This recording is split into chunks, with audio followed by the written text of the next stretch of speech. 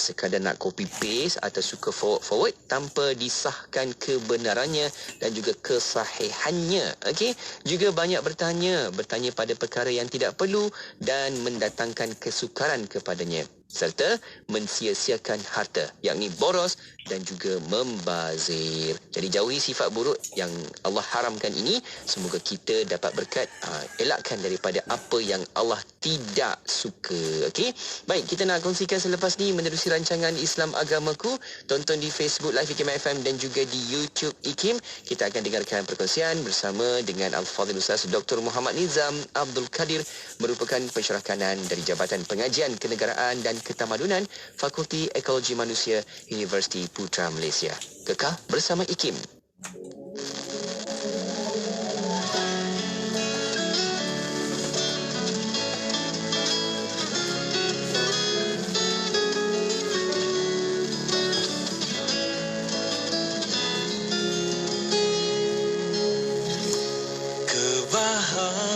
Kebahagiaan cahaya sanubari terpancar di wajah berseri-seri, bermukim di hati rahsia pesona peribadi.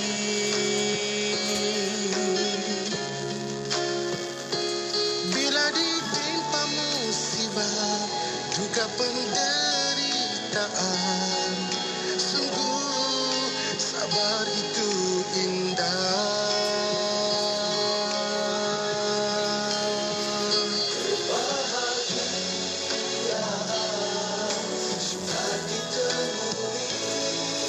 Selagi hati dikail pesona duniawi,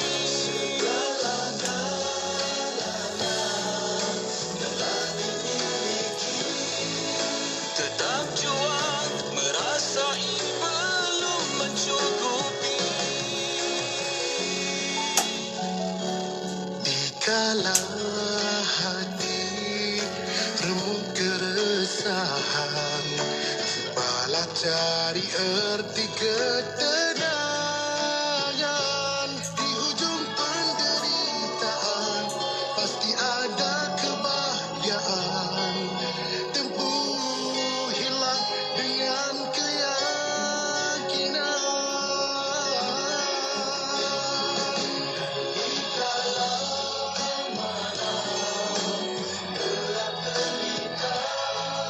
Baru terlihat bintang yang terang bercahaya.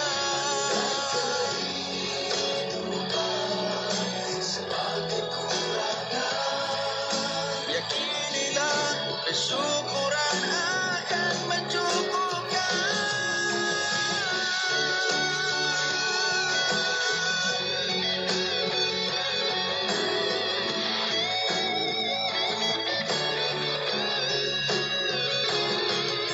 Seandai dimiliki hati yang begini, sudah menghampiri bahagia sejati. Selepas kehilangan cinta manusiawi, kau kan jumpai cinta ilahi. Kebahagiaan sukar ditemui selagi hati dikail pesona duniawi. Segala-galanya telah dimiliki, tetap jua merasai belum mencukupi.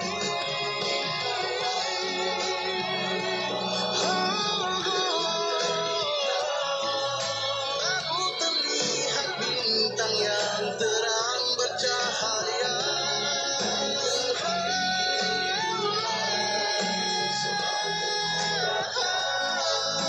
Yakinilah kesyukuran akan mencukupkan.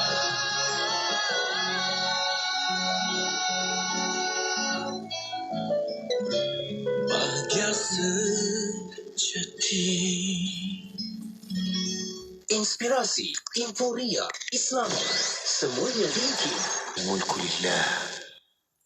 والحمد لله لا إله إلا الله وحده لا شريك له له الملك وله الحمد وهو على كل شيء قدير. رب أسألك خير ما في هذه الليلة وخير ما بعدها، وأعوذ بك من شر ما في هذه الليلة وشر ما بعدها. رب أعوذ بك من الكسل وسوء الكبر. رب أعوذ بك من عذاب في النار وعذاب في القبر. Kami dan seluruh kerajaan memasuki waktu petang kerana Allah. Segala puji bagi Allah. Tiada sesembahan yang berhak disembah melainkan Allah semata. Tiada sekutu baginya. Semua kerajaan hanya miliknya dan segala pujian hanya untuknya. Dia maha berkuasa atas segala sesuatu. Wahai Tuhanku, aku memohon kebaikan yang ada di hari ini dan setelahnya. Sebaliknya aku memohon perlindungan dari keburukan yang ada di hari ini dan setelahnya. Wahai Tuhanku, aku berlindung kepadamu dari kemalasan dan buruknya umur tua. Wahai Tuhanku, aku berlindung kepadamu dari azab neraka dan azab kubur. لا حول ولا قوة إلا بالله العلي العظيم. لا حول ولا قوة إلا بالله العلي العظيم. لا حول ولا قوة إلا بالله العلي العظيم. لا حول ولا قوة إلا بالله العلي العظيم. لا حول ولا قوة إلا بالله العلي العظيم. لا حول ولا قوة إلا بالله العلي العظيم. لا حول ولا قوة إلا بالله العلي العظيم. لا حول ولا قوة إلا بالله العلي العظيم. لا حول ولا قوة إلا بالله العلي العظيم. لا حول ولا قوة إلا بالله العلي العظيم. لا حول ولا قوة إلا بالله العلي العظيم. لا حول ولا قوة إلا بالله العلي العظيم. لا حول ولا Tiada daya dan tiada kekuatan melainkan dengan izin Ya Allah yang maha tinggi lagi maha agung. Tiada daya dan tiada kekuatan melainkan dengan izin Ya Allah yang maha tinggi lagi maha agung. لا حول ولا قوة إلا بالله العلي العظيم. لا حول ولا قوة إلا بالله العلي العظيم.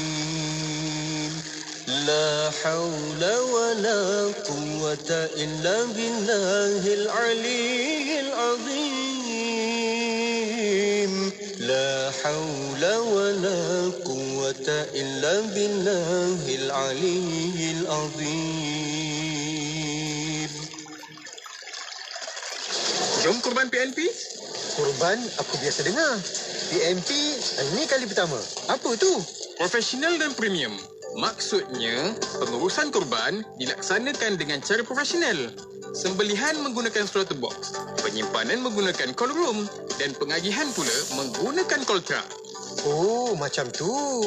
Ya, sempena Aidiladha tahun ni, Radio IKIM dengan kerjasama Kurban.com akan menganjurkan program Kurban bersama IKIM.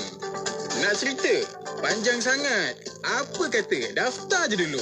Hubungi Kurban.com di talian 017-983-8382. Pastikan kita adalah yang terawal untuk mendapatkan harga promosi RM799 sahaja untuk satu bahagian korban. Kalau macam tu, sekarang juga aku nak daftar. Kenapa Mila? Monyok je. Mak saya sakit lutut. Kesian pula tengok dia. Lah, ya ke? Awak dah bagi mak awak sapu gel Amani? Saya bagi mak saya cuba. Mak saya suka. Lega katanya. Harga RM35 je. Mana nak dapat dia? Alah, banyak tempat jual. Hubungi je 019-999-6686. 019-999-6686. Anda sakit lutut? Susah nak berdiri? Susah nak berjalan? Sakit hingga buat anda rasa tak selesa ketika solat? Rasa tak selesa ketika melakukan aktiviti harian? Dan rasa tak selesa ketika bersukan? Hidup tak ceria? Kami ada berita baik. Gel Amani adalah gel yang bertindak melegakan sakit lutut secara sapuan. Tak perlu makan. Dihasilkan dengan menggunakan teknologi biotech dari bahan utama seperti Zingiber officinale yang baik untuk lutut dan sendi. Diproses dengan mematuhi piawaian untuk menjamin mutu dan kualitinya. Gel Amani telah membantu ramai pengguna sejak tahun 2014. Gunakan tanpa was-was kerana ianya dijamin selamat oleh Kementerian Kesihatan Malaysia. Boleh dibawa solat kerana dijamin halal oleh JAKIM. Rasanya sejuk berangin, sangat selesa pada kulit dan sesuai untuk setiap lapisan umur. Dibotolkan dalam botol plastik khas yang tahan lasak dan ringan supaya mudah dibawa ke mana-mana. Selain lutut, gel Amani juga boleh disapu pada pinggang dan bahu yang sakit untuk kelegaan pantas. Harganya berbaloi dan tidak membebankan. Pastikan gel Amani sentiasa ada sebagai persediaan kecemasan. Dapatkan dari pengedar di seluruh negara atau WhatsApp 019-999-6686 untuk maklumat lanjut. Lutut sihat, hidup ceria. Gel Amani menceriakan lutut setiap insan. Iklan ini diluluskan oleh Lembaga Iklan Ubat. Dapatkan buku-buku keluaran dan karya IKIM dengan harga promosi sempena Pesta Buku Antarabangsa Kuala Lumpur PBAKL yang bermula selama 10 hari dari 3 hingga 12 Jun 2022 bertempat di WTC Kuala Lumpur. Anda boleh memiliki buku-buku keluaran IKIM sebanyak 72 tajuk yang berkaitan kehidupan seharian kita. Antaranya, faraid dan rancangan pewarisan, Islam dan mata wang kripto, Islam dan kesihatan mental, literasi kewangan Islam di Malaysia dan banyak lagi buku-buku yang memberikan anda informasi serta rujukan yang sahih dan tepat. Selain itu, anda juga boleh melayari laman sesawan Shopee, cari IKIM jarak niaga dan dapatkan harga promosi bagi buku-buku kami sempena PBAKL. Jangan lupa, nantikan buku-buku IKIM di Pesta Buku Antarabangsa Kuala Lumpur PBAKL bermula dari 3 hingga 12 Jun 2022 bertempat di WTC Kuala Lumpur. Sah dah solat? Dah, Mak. Apa, Sah? Tadi bukan main lawa lagi dengan lipstiknya, dengan foundationnya. Dah bersih saya cuci, Mak. Apa, Sah? Cepatnya. Jangan buat main-main lah. Tak sah wuduk nanti. Mak, Sah kan pakai Nuraisa. Nuraisa ni kan kosmetik mesra wuduk. Senang nak bersihkan dan nak tanggalkan. Apa, Sah? Nuraisa lah, Mak. Nuraisa. Nuraisa, Nuraisa, kosmetik mesra wuduk Nuraisa. Anda kini sedang mendengar Destinasi IKIM bersama Syafiq Saleh dan Mona Jasman. Inspirasi Inforia Islami hanya di Radio IKIM dan saya Syafiq Saleh temankan anda untuk Destinasi IKIM edisi di petang Selasa. Dan petang ini jadual kita akan hayati lagi perbincangan ilmu bersama dengan rancangan Islam Agamaku dan kita akan dengarkan perkongsian ilmu oleh Al-Fadhil Ustaz Dr. Muhammad Nizam Abdul Kadir merupakan pensyarah kanan dari Jabatan Pengajian Kenegaraan dan Ketamadunan Fakulti Ekologi Manusia Universiti Putra Malaysia. Dan anda boleh tonton di Facebook Live IKIM FM dan juga di YouTube IKIM.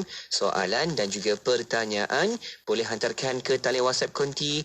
Nombornya 01129004 dan juga boleh letakkan soalan dan juga pertanyaan anda di ruangan komen Facebook dan juga di YouTube IKIM. Okey, kita akan dengarkan selepas ni rancangan Islam Agamaku. Kekal bersama IKIM, inspirasi inforia Islami. Muslimah, Allah cinta kepadamu. Rasulullah kasih padamu.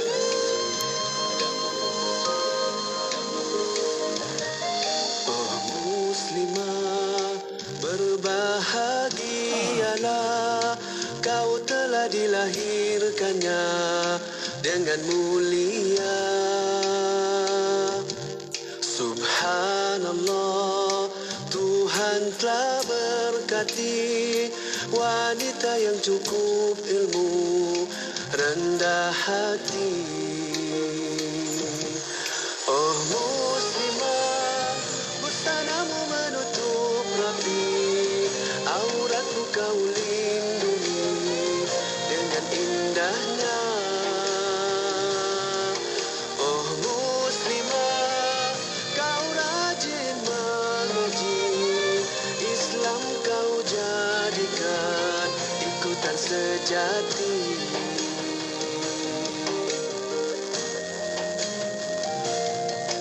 Subhanallah, Tuhan telah berkati wanita yang cukup ilmu, rendah hati. Oh muslimah, memandangmu menyejuk hati, menundukkan nafsu, hati yang goyah. Keayuan wanita solihah, indah peribadi, tulus hatinya.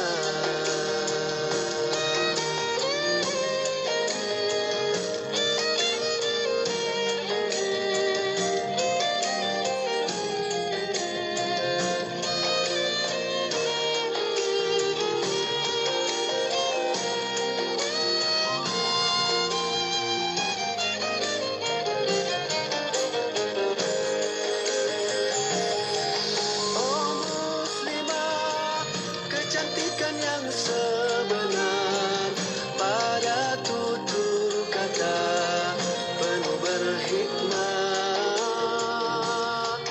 mempertahan kehormatan dirimu dengan pakaian mentaati Allah. Oh muslimah, kau masuk ke surga, solat 5 waktu dan berpuasa,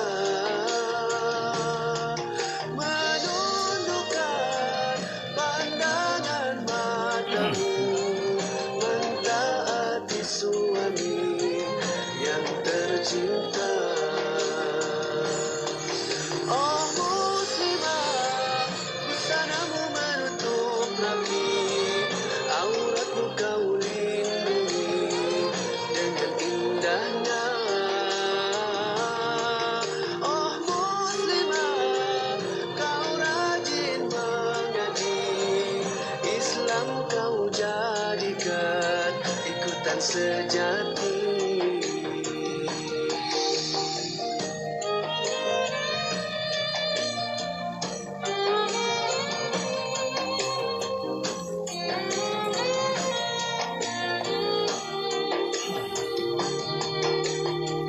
أعوذ بالله من الشيطان الرجيم وإذا رأيت الذين يخوضون في آياتنا فأعرض عنهم حتى يخوضوا في حديث غيره وإما ينسينك الشيطان فلا تقعد بعد الذكرى مع القوم الظالمين. Dan apabila engkau melihat orang-orang yang memperkatakan dengan cara mencaci, atau mengejek-ngejek ayat-ayat kami, maka tinggalkanlah mereka sehingga mereka memperkatakan soal yang lain. Dan jika engkau dilupakan oleh syaitan lalu duduk bersama mereka, maka janganlah engkau duduk lagi bersama-sama kaum yang zalim itu sesudah engkau mengingati akan larangan itu.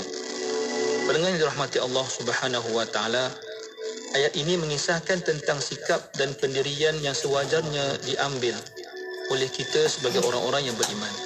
Imam At-Tabari meriwayatkan bahawa orang-orang musyrikin apabila mereka berjumpa dan bertemu, mereka akan bercakap-cakap perkara yang memperolok-olokkan dan menghina Rasulullah sallallahu alaihi wasallam dan juga Al-Quran.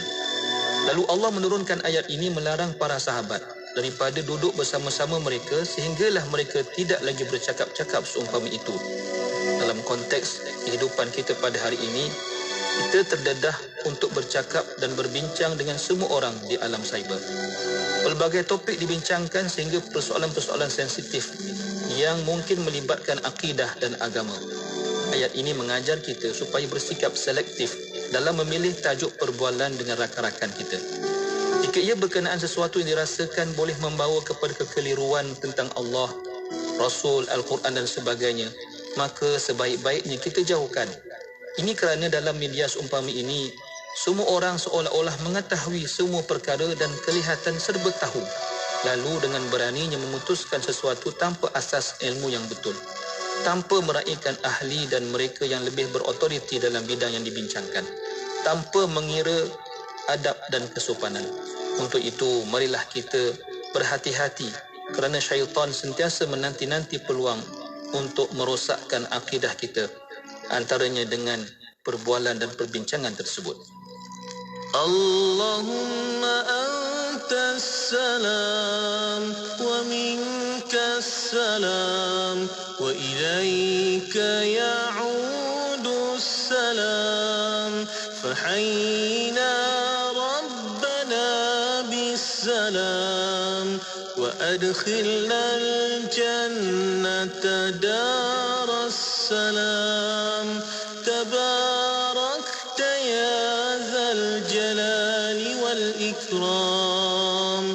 Allahumma antas salam wa minkas salam wa ilayka ya'udus salam fahayyina rabbana bis salam wa adkhilna al-jannata daras salam tabarakta ya zal jalali wal ikram.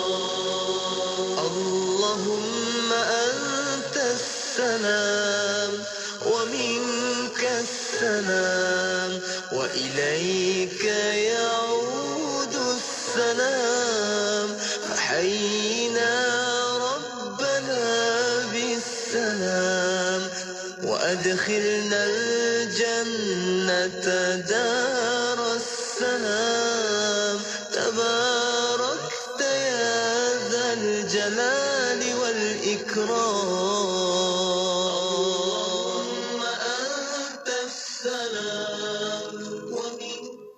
Lembah Kelang 91.5 FM. Ketika anda mampu menunaikan solat, berpuasa, membaca Al-Quran serta memahami ajaran Islam dengan mudah dan sempurna, ingatlah saudara baru seakidah kita yang sangat memerlukan bimbingan Islam dengan lebih sempurna. Sedikit sumbangan dari kita mampu membantu pembangunan mereka sebagai seorang Muslim yang baru. Ayuh menyumbang bersama Perkim Cawangan Datuk Keramat di perkimdk.com. Rancangan Islam Agamaku ini dibawakan khas kepada anda oleh Perkim Cawangan Datuk Keramat. Ayo kongsi pahala membantu saudara baru kita mendalami Islam dengan lebih sempurna di perkimdk.com.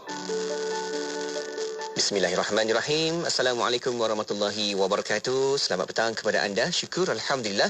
Kembali lagi bersama saya Syafiq Saleh dalam pertemuan di Destinasi IKIM dan kita berada di rancangan Islam Agamaku. Seperti biasa di setiap hari Selasa petang ini kita nak teruskan lagi bual bicara kita dalam rancangan ini dan anda boleh tonton sekarang di Facebook Live IKIM FM dan juga di YouTube IKIM sebab kita sedang bersiaran langsung di situ dan seperti biasa anda boleh hantarkan pertanyaan, soalan menerusi ke talian WhatsApp konti kita. Nombornya 0112900404 dan juga di Facebook serta di YouTube IKIM. Boleh letakkan soalan dan juga pertanyaan anda di ruangan komen. Okey. Dan seperti biasa kita nak bersama dengan tetamu kita yang dah pun berada di talian ketika ini. Masya-Allah, kita nak kembali lagi bersama dengan perkongsian oleh Al-Fadhil Ustaz Dr. Muhammad Nizam Abdul Kadir, merupakan pensyarah kanan dari Universiti Putra Malaysia. Assalamualaikum doktor. Waalaikumsalam warahmatullahi wabarakatuh. Alhamdulillah, apa khabar kita doktor? Baik, Alhamdulillah. Syukur. Terima kasih doktor. Masih lagi kekal setia bersama kita di petang ini doktor. Nak teruskan lagi perkongsian rancangan Islam Agamaku. Dan petang ini doktor kita nak bincang dengan tajuk keislaman antara syarak dan pentadbiran syarak. Macam mana ni yang kita boleh bincangkan tentang tajuk ini dan kita berikan kefahaman sedikit doktor kepada kita semua. Di awal doktor silakan mukadimahnya. Silakan. Bismillahirrahmanirrahim. Assalamualaikum warahmatullahi wabarakatuh. Waalaikumsalam warahmatullahi. Alhamdulillahi rabbil alamin. Allahumma salli ala sayyidina Muhammad wa ala alihi wa sahbihi ajma'in. Subhanaka la ilma lana illa ma 'allamtana innaka antal alimul hakim. Rabbi shrah li sadri wa yassir li amri. Wahlul 'uqdatam min lisani yafqahu qawli, amma ba'd. Terima kasih DJ Syafiq. Seterusnya sidang pendengar Radio Hakim. Moga-moga kita semua dirahmati oleh Allah Subhanahu wa taala. Amin. Saya ada menyebutkan perkataan seorang ulama dalam siaran kita 2 minggu sudah, di bawah tajuk keharaman menangguhkan keislaman. Ada kita bicarakan tajuk keharaman menangguhkan keislaman, iaitu seorang ulama Al-Imam Ibrahim Al-Bajuri menyatakan bahawa la sabila ila ta'khiril Islam. Tidak ada jalan untuk melewatkan keislaman. Tidak ada jalan. Kita tak boleh tangguh-tangguh main-main kita tangguh beberapa hari dulu dan sebagainya, tak boleh. La sabila ila ta'khiril Islam. Bahkan Imam Bajuri menyatakan bal sarrahu bitakfir. Bahkan para ulama menyatakan dengan kekafiran sesiapa yang menangguhkan. Dia suruh orang tu mandi dulu dan sebagainya baru masuk Islam. Itu pun dikatakan jadi kafir. Kenapa? Kerana redha, seolah-olah redha kekal di dalam kekufuran. Dan tuan-tuan, bila saya baca lagi kitab, saya baca kitab Al-Iqna' oleh Syekh Khatib Asy-Syarbini dalam mazhab Imam Syafi'i, kitab masyhur dalam mazhab Syafi'i. Khatib Asy-Syarbini juga menyatakan perkara yang sama, bahawa tak boleh nak lewatkan keislaman, bahkan kafir orang yang melewatkan keislaman. Begitulah maksud perkataannya. Maknanya sangat berat untuk melewatkan keislaman seseorang yang nak masuk Islam ini. Jadi di sinilah topik yang kita nak bicarakan ini adalah bagaimana keislaman dari sudut syarak dan juga keislaman dari sudut pentadbiran hukum syarak. Jadi kita kena bedakan di antara syarak, syariat Allah dengan pentadbiran. Pentadbiran ni biasa dia ada banyak tuntutan sikitlah sebab dia nak mentadbir. Dia berbeza dengan syarak, berbeza dengan syarak. Misalnya kalau kita kata contoh mudah, kalau harta pusaka, kalau dalam syaraknya ni kita hibah, kita bagi harta tu, kita sebut kat mulut pun dah valid dah sah dah. Tapi kalau pentadbiran harta pusaka, dia kena ada black and white, surat menyurat, hitam putih, dokumen, surat menyurat, nak bawa pergi mahkamah. Mahkamah tanya tak ada surat apa, dia cakap mulut je sebelum mati. Saksi apa pun tak ada kan. Jadi dari sudut syarak dah sah dah. Tapi dari sudut pentadbiran tu, dia nak mentadbir benda tu bagi jadi cantik lagi. Maknanya ada beza sikit. beza sikit di antara syarak dengan pentadbiran syarak, kerana pentadbiran syarak ni dia nak memastikan hukum syarak tu berjalan dengan lebih baik lagi, ya. Cuma inilah masalah keislaman ni dia lebih besar daripada itu. Dia lebih besar daripada itu sebab kita bimbang kalau kita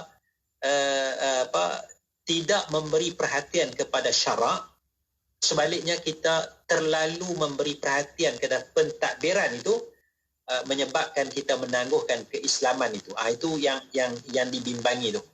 Yang dibimbanginya itu, ya. Jadi sini kita nak kena bezakan di antara syarak dengan pentadbiran syarak, ya. Kalau kita lihat dalam hierarki maqasidus syariah, ya, matlamat syariat, ya, objektif syarak, ya, kita ada 3 peringkat. Yang pertamanya darurat, yang keduanya hajiat, yang ketiganya tahsiniat, ya. Yang darurat ni yang sangat-sangat penting, darurat. Level yang kedua rendah sikit, hajiat. Jadi kalau kita kata darurat ni, hukum syarak tu darurat. Hukum syarak tu darurat. Manakala pentadbiran tu dia tak termasuk dalam darurat, tapi dia masuk dalam hajiat. Dia rendah sikit, ya, dia hajiat. Dia bukan darurat, ya. Kalau darurat ni maknanya sangat-sangat penting lah, ya, sangat-sangat penting. Hajat pun penting, tapi dia bukan sangat-sangat penting, ya. Jadi nak bezakan di antara darurat dengan hajiat. Syarak itu, nak masuk Islam dengan cara syarak itu darurat, manakala cara pentadbiran hukum syarak itu adalah dalam peringkat hajiat. Yang keduanya, dari sudut daruratnya, kita nak keluar daripada kufur kepada iman. Ya, ini perkara yang besar. Bagaimana nak membebaskan seseorang itu daripada kekufuran kepada iman. Ini syarak. Ya, ini syarak, kena jaga syarak tu. Ya, maknanya kalau dia nak menyatakan nak masuk Islam, kita kena cepat-cepat. Ya, jangan awak balik fikir dululah, ya. Betul kan nak masuk Islam ni kan? Dia nak kena potong ke apa? Jangan. Ya, dia nak masuk Islam tu dia dah buat keputusan. Kita kena cepat-cepat, ya. Kerana nak keluarkan daripada kekufuran masuk ke dalam keislaman. Adapun pentadbiran tu mungkin dia nak buat majlis, ya, majlis pengislaman, ya. Nak panggil juru kamera rakam, nak tukar pakai baju Melayu bagi cantik sikit, tapi pun baru nak beli baru, ya, atau songkok, ya, nak sampin. Itu majlis tu hajiat, ataupun mungkin tak sampai hajat, tahsiniat sahaja. Ya, jadi yang darurat tu bagaimana nak keluarkan dia daripada kufur terlebih dahulu, ya. Jadi makna kita nak selesaikan yang syarak ni, yang pentadbiran tu tak apalah. Majlis pengislaman tu nak buat sebulan lepas tu ke, ataupun dia dah mengaji kelas fardu ain 10 kelas ke, baru nak buat majlis pengislaman, itu formaliti saja. Tapi dari sudut syaraknya dia sudah masuk Islam, walaupun belum ada dokumen lagi. Jadi ini kita nak kena bezakan di antara keislaman dari sudut syarak dan juga keislaman dari sudut pentadbiran hukum syarak. Jadi saya cakap tajuk ni sebab kadang-kadang kita tak bezakan. Kita mengutamakan pentadbiran itu sehingga kita membiarkan hukum syarak tu. Kita biarkan dia tak masuk Islam, kekal dalam keadaan kafir, kerana tak settle pentadbiran ni, kita tak mau Islamkan dia. Jadi itu kita kena faham betul-betul di antara hukum syarak dengan pentadbiran hukum syarak. Wallahu a'lam. Ya, betul Doktor, ya. Prosedur juga, tapi ada terikat dengan hukum syarak yang digariskan dalam agama Islam kita. Jadi kita perlu ambil perhatian di situ. Okey, kita nak berehat seketika dan kembali selepas ini bersama perbincangan ilmu dengan lebih lanjut dengan Ustaz Dr. Muhammad Nizam Abdul Kadir. Dan buat anda kekal bersama IKIM, kalau ada soalan pertanyaan boleh terus hantarkan ke talian WhatsApp konti 0112900404. Kembali selepas ini, kekal bersama Radio IKIM. Allahumma anta rabbi la ilaha illa anta khalaqtani wa ana 'abduka wa ana 'ala 'ahdika wa wa'dika mastata'tu أعوذ بك من شر ما صنعت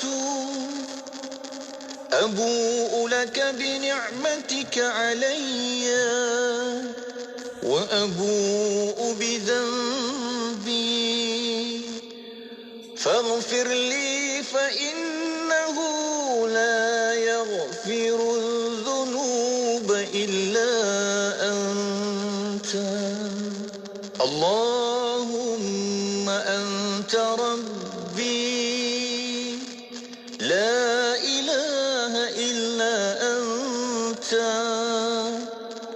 خلقتني وأنا عبدك وأنا على عهدك ووعدك ما استطعت أعوذ بك من شر ما صنعت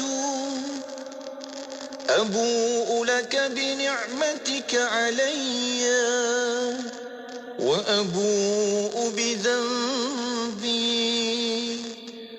فاغفر لي فإنه لا يغفر الذنوب إلا أنت اللهم أنت ربي لا إله إلا أنت خلقتني وأنا عبدك وأنا على عهدك ووعدك ما استطعت أعوذ بك من شر ما صنعت أبوء لك بنعمتك علي وأبوء بذنبي فاغفر لي فإنه لا يغفر الذنوب إلا أنت. Ketika anda mampu menunaikan salat, berpuasa, membaca Al-Quran serta memahami ajaran Islam dengan mudah dan sempurna, ingatlah saudara baru seakidah kita yang sangat memerlukan bimbingan Islam dengan lebih sempurna. Sedikit sumbangan dari kita mampu membantu pembangunan mereka sebagai seorang Muslim yang baru. Ayuh menyumbang bersama Perkim Cawangan Datuk Keramat di perkimdk.com. Dengarkan seleksi lagu-lagu nasyid. Hanya di Kim, inspirasi Inforia Islam. Allahumma salli ala Sayyidina Muhammad wa ala alihi wa sahbihi wa barik wa salim. Syukur Alhamdulillah kembali lagi bersama saya Syafiq Saleh menerusi Destinasi IKIM, dan sekarang kita berada menerusi di rancangan Islam Agamaku. Kita nak bersama lagi dengan tetamu kita Al-Fadhil Ustaz Dr. Muhammad Nizam Abdul Kadir, merupakan pensyarah kanan dari Jabatan Pengajian Kenegaraan dan Ketamadunan Fakulti Ekologi Manusia Universiti Putra Malaysia, dan kita nak bincangkan dengan tajuk kita pada hari ini iaitu keislaman antara syarak dan pentadbiran syarak. Dan doktor, kita nak sambung lagi doktor, bagaimana yang kita boleh bincangkan tajuk ini, antara prosedurnya dan juga antara terikatnya dengan keadaan syarak yang kita perlu ikut dan juga patuh. Doktor, silakan. Bismillahirrahmanirrahim. Terima kasih DJ Syafiq. Sama doktor. Antara senario yang berlaku, wallahu alam lah, ini yang saya dapat lah ya, yang disampaikan kepada saya oleh muallaf ya, muallaf menyampaikan, iaitu ada keadaan di mana kalau nak masuk Islam itu mesti ada temu janji dengan bahagian masuk Islam lah di pejabat agama. Dia kena ada temu janji dulu. Maknanya kalau dah walk in tu jalan masuk, wallahu alam lah layan tu, tidak wallahu alam, tapi ada yang letak syarat mesti ada temu janji. Mungkin nak mengelakkan kesesakan ya, ataupun mungkin nak layan lebih baik ya, temu janji lebih baik ya, mungkin. Jadi di sinilah kalaulah temu janji itu hanya untuk kita kata menyelesaikan proses keislaman dari sudut pentadbiran, manakala yang syarak tu dah selesai lah. Ya. Yang syarat dah selesai dah, dia dah mengucap dah dengan Tok Imam ya. Cuma Tok Imam nak bawa pergi pejabat agama, nak buat kad, nak register pendaftaran dan sebagainya, yang tu tak ada masalah lah. Kita buat temu janji. Sebab kita dah selesaikan keislaman dari sudut syarak. Cuma pentadbiran tu kita lambat-lambat pun tak apalah. Itu yang temu janji tu. Tetapi kalaulah belum Islam dari sudut syarak, non-Muslim telefon pejabat agama ya, saya nak masuk Islam, ya, dah syahadah belum syahadah lagi, dah ada orang yang boleh syahadah, tak ada orang nak syahadahkan, boleh tak saya datang pejabat agama untuk diislamkan? Oh, minta maaf Encik, tak boleh. Sekarang kita full. Kalau Encik nak masuk Islam syahadah minggu depan baru ada kosong. Ya. Kalau macam tu itu tak boleh. Itu tak boleh sebab kita belum selesaikan dari sudut syarak dah. Dari sudut syarak. Kalau contoh yang pertama tadi dah selesai syarak dah, dah mengucap dah. Cuma nak buat pentadbiran yang temu janji tak apalah.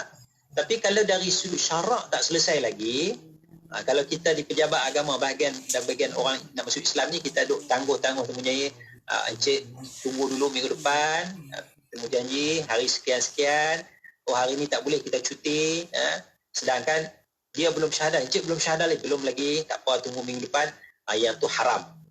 Boleh membawa kepada hukum.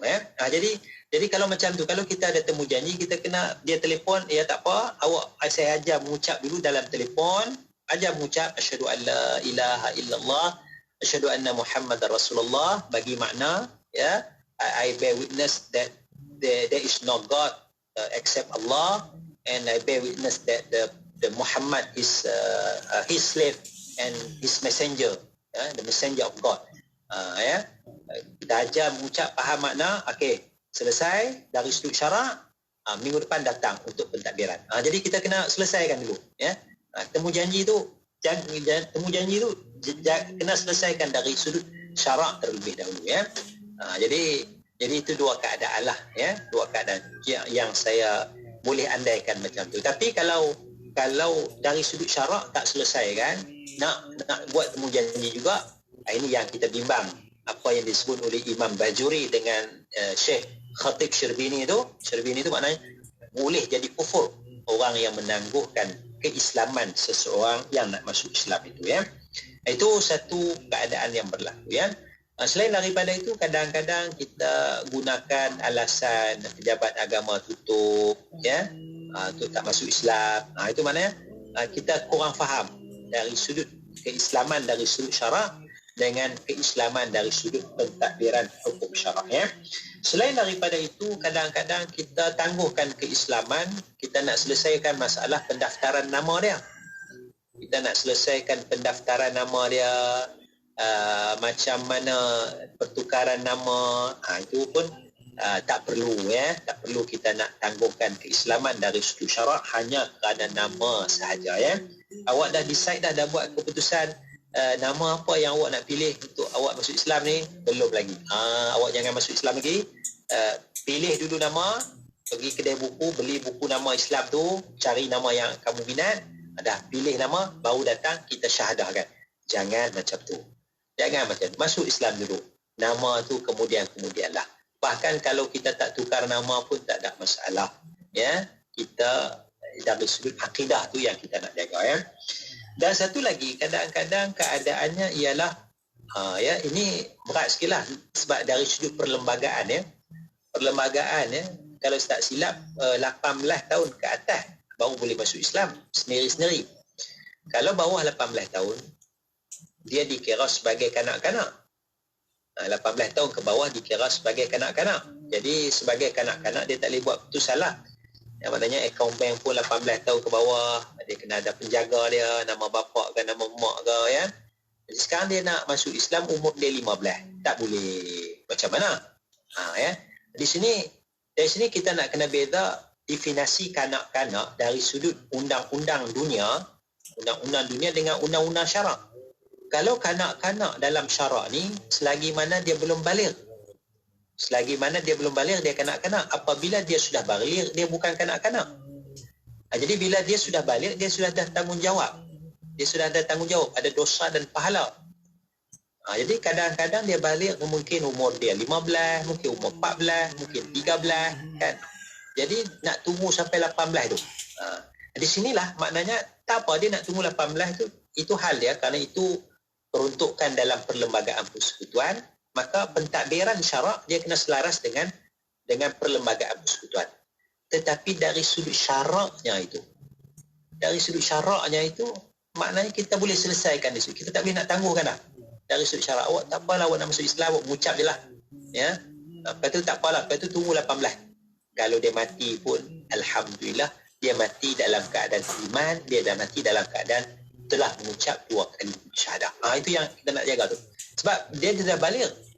Ya. Kita nak tengok tak apalah awak 15, belum lagi, tunggu 18, baru kita syahadahkan. Kita tak nak bagi dia masuk Islam lagi. Ya. Itu maknanya kita telah menangguhkan keislaman. Itu satu dosa besar dan dibimbangi boleh membawa kepada kekufuran. Wallahu a'lam. Okey, itu dia doktor. Jelas beberapa sudut yang perlu kita ketahui di situ. Dan kita juga dapat dah soalan doktor di WhatsApp konti 0112900400 dan juga di pelbagai platform media kita di sini. Ada yang bertanya, doktor, kalau rakaman video pengislaman ada kesah dari segi syarat dan juga undang-undang? Itu antara soalannya. Dan tak lupa ada yang tanya lagi macam mana keislaman seseorang mu'alaf yang syahadahnya sekadar di bibir dan tidak di hati. Kejap lagi doktor akan berikan pandangan di situ. Okey, kita berehat seketika, jangan ke mana-mana, kekal bersama IKIM, Inspirasi Inforia Islami. Bekerja itu kan kita tempuhi setiap hari bagi orang yang bekerja. Kerana itu biarlah suasana kerja itu suasana yang ceria.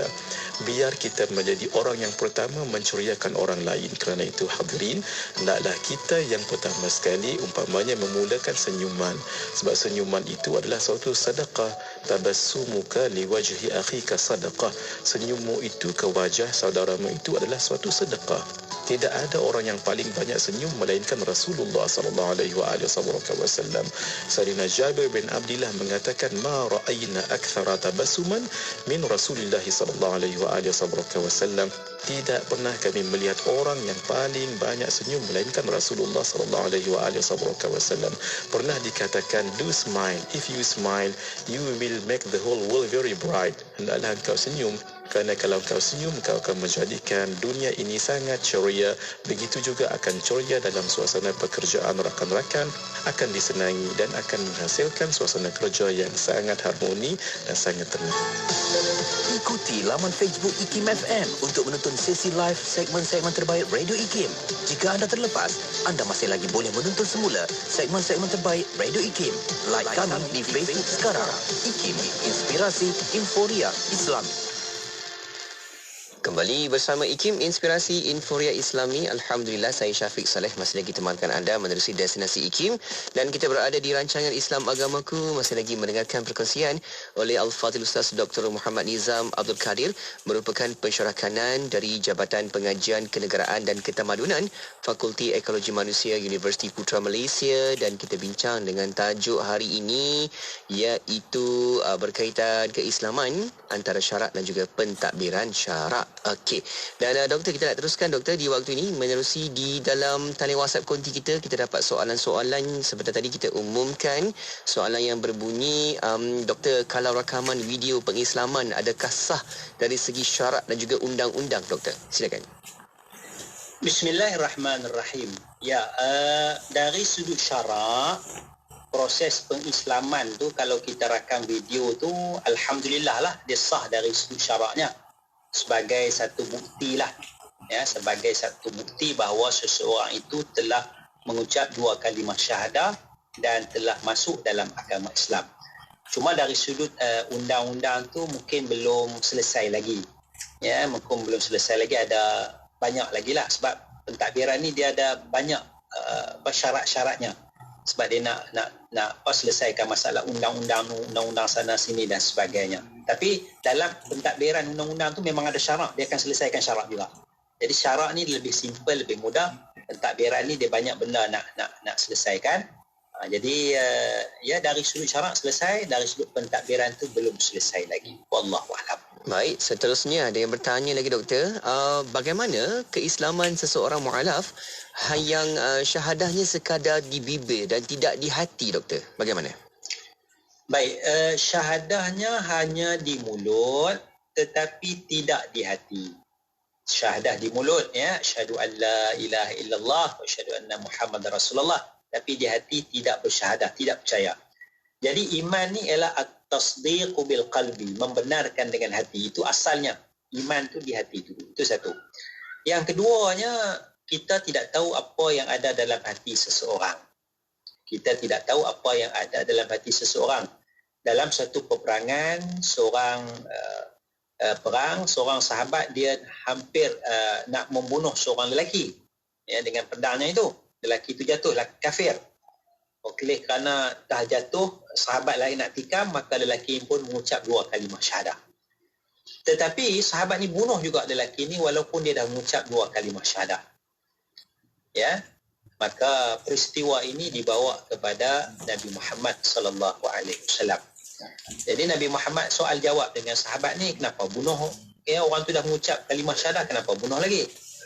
Sahabat ni jawab, ya, hati dia itulah, maknanya seolah-olah nak bagi tahu mulut dia mengucap, hati tak mengucap pun. Lebih kurang begitulah, ya. Pasal suasana genting kan, nak selamatkan nyawa, sebut jelah asyhadu an la ilaha illallah, asyhadu anna Muhammadar Rasulullah, tapi hati tak sebut pun, tak mengucap. Maka Rasulullah kata, afala syaqaqta an qalbi, adakah kamu belah dada dia tengok apa yang ada dalam hati dia? Maksudnya Rasulullah tak setuju dengan tindakan sahabat tu membunuh sedangkan orang tu sudah mengucap 2 kalimah syahadah. Jadi dari sudut syaraknya, kita jawab dari sudut syaraknya, ya, keislamannya tidak sah. Ya, keislamannya tidak sah kalau dalam hatinya engkar, hanya di mulut, maka dia beriman di sisi orang Islam, ya, dianggap beriman di sisi orang Islam, tetapi kafir di sisi Allah. Ya, maknanya dia mengucap 2 kalimah syahadah di mulut, tapi di hati tak mengucap, tak rasa apa, tak percaya pun Allah tu Tuhan sebenar. Dia beriman di sisi orang Islam, tetapi kafir di sisi Allah Subhanahu wa taala. Jadi sebab itu masa kita mengajar tu, kita tanya dia, betul ke? Kan, you said this from your heart, ya, awak tak betul ni dari hati kamu, betul-betul ya, kita nak pastikan supaya keikhlasannya. Kita tanya semua-semua ya. Wallahu a'lam. Okey, berikutnya doktor, ada yang bertanya, bolehkah kita berikan keutamaan serahan zakat kepada mualaf dahulu baru asnaf yang lain? Ini soalan kita daripada sahabat kita bernama Puan Isma. Silakan doktor. Boleh. Sebab mualaf ni pun termasuk dalam asnaf. Ya, termasuk dalam asnaf yang 8. Innamas sadaqatu lil fuqara'i wal masakin wal 'amilina 'alaiha wal mu'allafati qulubuhum. Sesungguhnya zakat itu diberikan kepada fakir, keduanya orang miskin, yang ketiganya amil zakat, yang keempatnya golongan mu'allaf. Jadi maknanya boleh. Apatah lagi kalau mu'allaf itu miskin. Ya, oleh kerana dia masuk Islam, dia dibuang kerja. Ya, hilang pekerjaan. Kemudian keluarganya marah, halau dia dari rumah, tinggal sehelai sepinggang. Jadi dia ada 2 sifat. Satu sifat mu'allaf, perlukan sokongan. Satu lagi dia dalam keadaan fakir, dalam keadaan miskin. Jadi maknanya ada keutamaan lah untuk kita memberi zakat kepada golongan mu'allaf. Tapi kalau yang masuk tu Islam tu mu'allaf, kaya raya dan sebagainya, boleh juga kita bagi. Tapi kurang utama sikit lah pasal dia kaya raya. Kita sokonglah dari sudutnya moral dan sebagainya. Wallahu a'lam.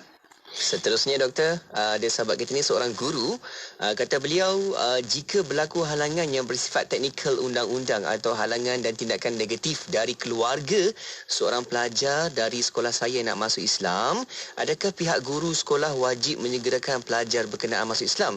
Adakah berdosa jikalau ada berlaku kelewatan di situ doktor? Soalannya, silakan. Ya. Ada kes-kes yang sebegini kan, budak dah umur 16 tahun, dah balik dah. Ya. Dia pun kawan, bersoal jawab dengan guru-guru sekolah, ya.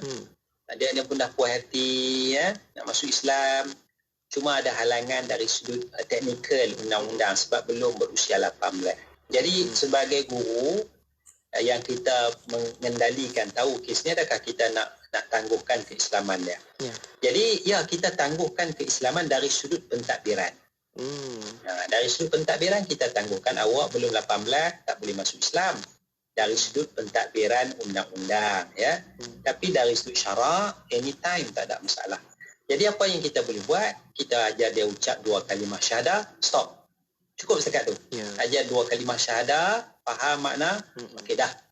Nanti umur 18 nanti ni barulah kita sembang balik lah bagaimana nak daftarkan keislaman dan sebagainya. Jadi berdosa kalau kita tangguhkan ya. Kita tangguhkan ya, awak ni tak boleh masuk Islam, salah sudut undang-undang dan sebagainya ni kan. Mati budak tu, mati dalam keadaan kafir. Na'udzubillah min dzalik. Kita berdosa. Boleh jadi kita juga akan dihukum sebagai kafir kerana seolah-olah kita redha dengan kekufuran itu, sedangkan dia nak keluar daripada kekufuran ya. Jadi sini kita kena bijaksanalah, bijaksana menjaga ketetapan hukum syarak ya, dan kita bijaksana melayan teknikal undang-undang itu ya. Kita kena bijaksanalah dengan 2 perkara ini. Syarak kita wajib jaga sungguh-sungguh, dan pentadbiran juga kita kena jaga elok supaya tidak menimbulkan masalah di kemudian hari. Kalau kita umur 16 kita Islamkan, kita rakam video, alhamdulillah budak saya ni umur 3 tahun 4 masuk Islam dah, alhamdulillah saya dah Islam, kita kena tindakan. Jadi kita sudut tepi longkang tu, awak masuk Islam, okey saya jam ucap dah, baliklah. Di 2 tahun lagi kita sembang lagi. Macam tu je lah. Wallahu a'lam. Okey, satu lagi soalan terakhir doktor. Ada yang bertanya, doktor, demi untuk sebaran dakwah, bolehkah seorang pendakwah ziarah rumah ibadah agama lain, doktor? Bagaimana? Ziarah rumah ibadah boleh. Kita nak ziarah satunya kita suasana Islamofobia sebagai contoh ya. Islamofobia ni maknanya kita nak menggambarkan imej agama Islam yang baik. Ya, kadang-kadang bila pertemuan di antara pemimpin ini, masyarakat akan tengok. Kalau pemimpin agama ni, ulama, pendakwa jumpa dengan sami dan sebagainya, berbaik, makan sama-sama, pengikut dia akan rasa harmoni, sejuk dan sebagainya. Jadi kalau pemimpin ulama bergaduh dengan sami, bergaduh dengan pendeta dan sebagainya, sudah tentu orang Islam akan bergaduh dengan orang agama Hindu, orang agama Buddha dan sebagainya. Jadi at-ta'ayush al-ma'al akhirin, kita nak hidup harmoni bersama dengan orang lain, ada kewajaran, keharusan, kebaikan. Kalau ulama, kalau pendakwa, ziarah rumah ibadat, bertemu dengan padri, dengan sami dan sebagainya, supaya dapat hidup aman damai. Di samping kalau kita nak menyampaikan dakwah dan sebagainya. Wallahualam. Baik, doktor, jelas di situ kan doktor. Alhamdulillah.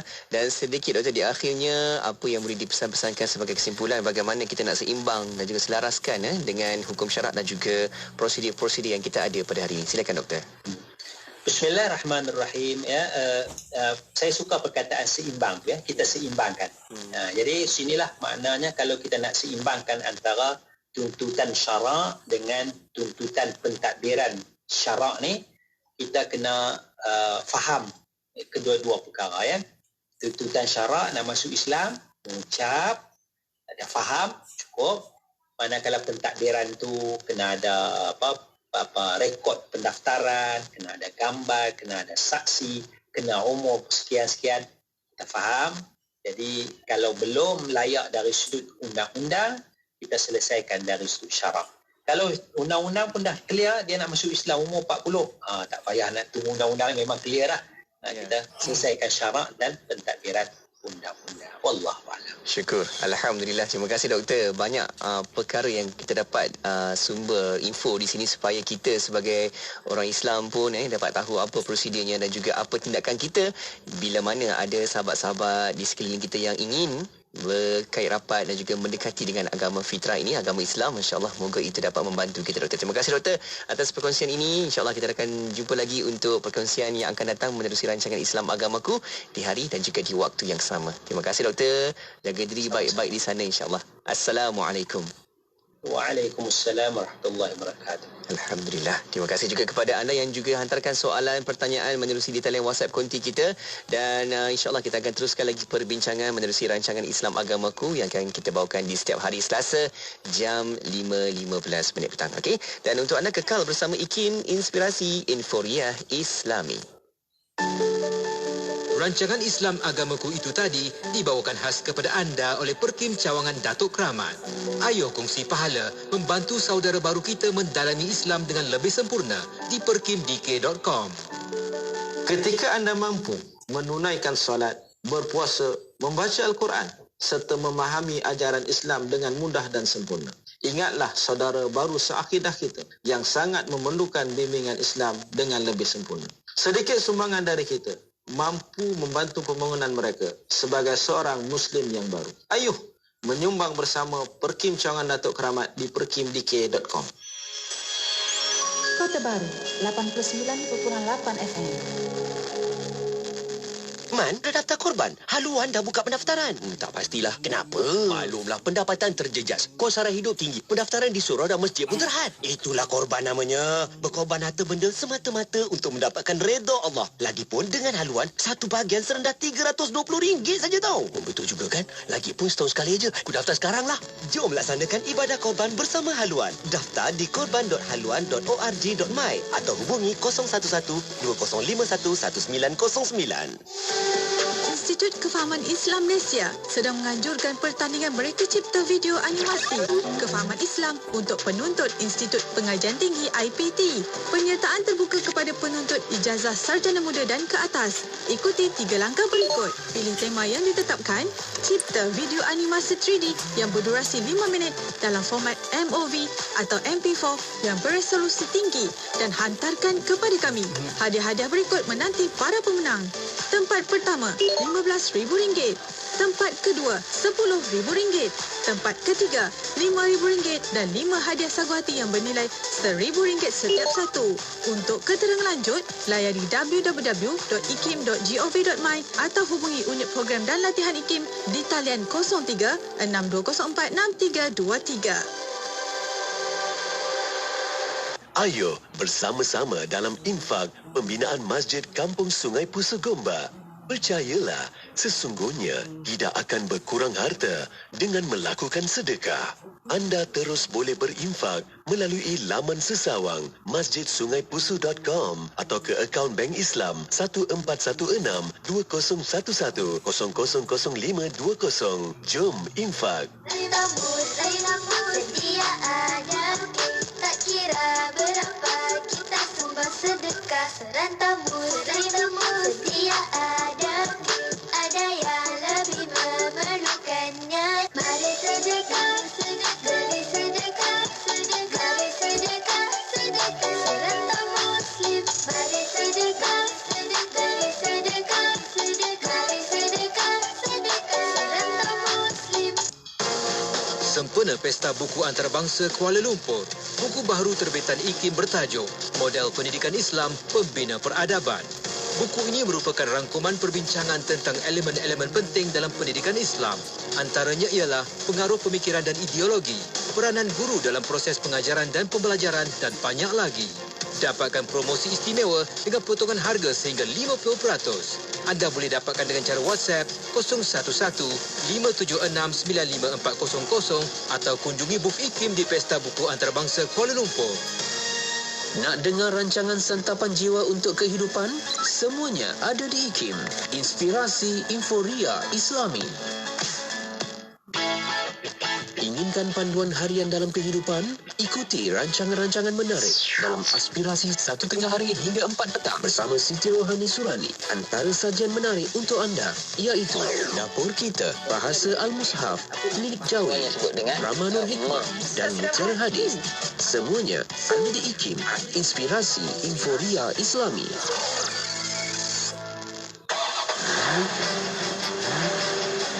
Suhu temperature kepada enjin di negara kita adalah 40 degree Celsius. Jadi kalau kita hidupkan enjin yang mana kenderaan kita telah berhenti lebih daripada 6 jam, auto choke akan bekerja.